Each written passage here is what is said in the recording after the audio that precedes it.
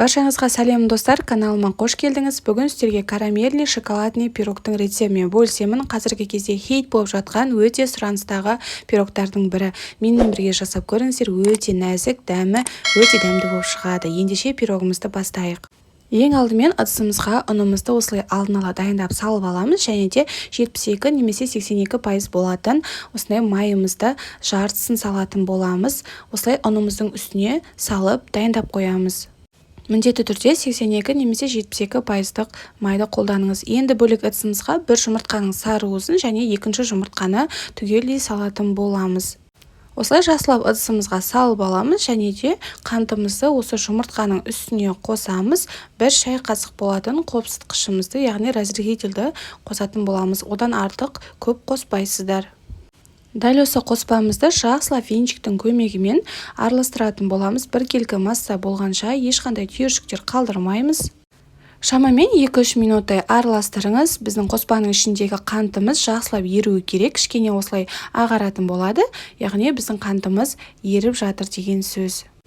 Осымен біздің қоспамыз дайын болды. Ендігі кезекте ұнымызға салып қойған майымызды қолымызбен осылай үгітетін боламыз. Егер де сіздің майыңыз холодильниктен шыққан қатты болатын болса, үкіштің үлкен көзінен өткізіп алсаңыздар да болады, немесе бөлме температурасында болса, осылай қолыңызбен үгітсеңіз де болады. Дәл осы видеодағыдай жақсылап үгітіп аламыз.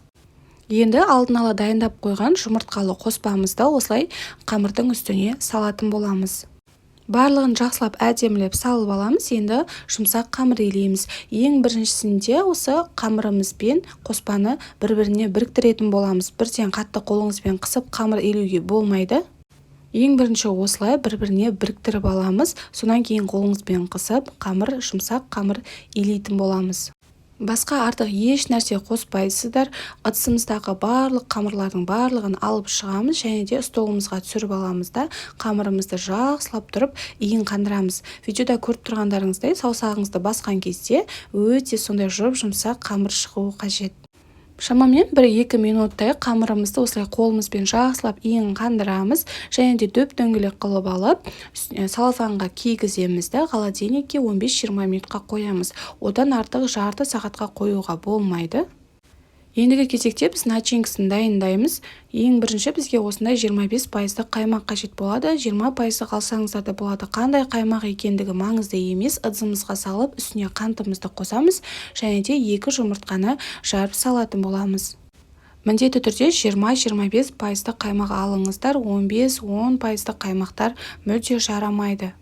Ендігі кезекте бізге осындай шоколад қажет болады. Мен Қазақстан шоколадын және соның ішінде Рахат фирмасын қолданамын. Сіздерге де кеңес беремін. Дәл осы шоколадты су моншасына немесе микроволновкаға жақсылап ерітіп аламыз. Кішкене салқындағаннан кейін осы қоспаның үстіне жақсылап барлығын құятын боламыз. Шоколадымызды кішкене салқындатып алыңыздар, ыстықтай құймаңыз, себебі жұмыртқаңыз пісіп кетуі мүмкін.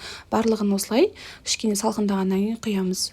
Ендігі кезекте кукурузный крахмалды саламыз. Міндетті түрде картоп крахмалы жарамайды, және де какаоны саламыз. Какаоңыздың сапасы жақсы болсын. Менде Рахат фирмасынікі. Жақсылап венчиктің көмегімен толықтай араластырамыз. Біркелкі масса болғанша міндетті түрде сапалы какаоны қолданыңыздар. Біркелкі масса болғанша осындай шамалы қою масса шығады. Осымен біздің салмамыз дайын. Енді холодильниктен қамырымызды алып, жақсылап жаятын боламыз. Ең бірінші барлығын дайындап аламыз. Менде осындай пирог пісіретін форма, және де пергамент қағазды дөңгелек қылып, астына қиып салып қойыңыздар. Салмамыз дайын. Енді ең соңында қамырымызды оқтаумен жайып шығамыз. Пергамент қағазы міндетті түрде покланды қолданыңыздар. Қамырыңызды оқтаумен жайғанда ешқандай да ұн сеппейсіздер. Қамырымыз сондай жұмсақ, сондай иілгіш болады. Қамырыңызды жаймай, қолыңызбен алып, формаға әдемілеп орналастырсаңыздар да болады. Ол өз еріктеріңізде. Маған ең ыңғайлысы осылай қамырды әдемілеп жайып аламын да оқтауға дәл осы видеодағыдай жайлап қана орап аламын. Оқтауымызға әдемілеп осылай орап аламыз да форманың үстіне салып шығатын боламыз.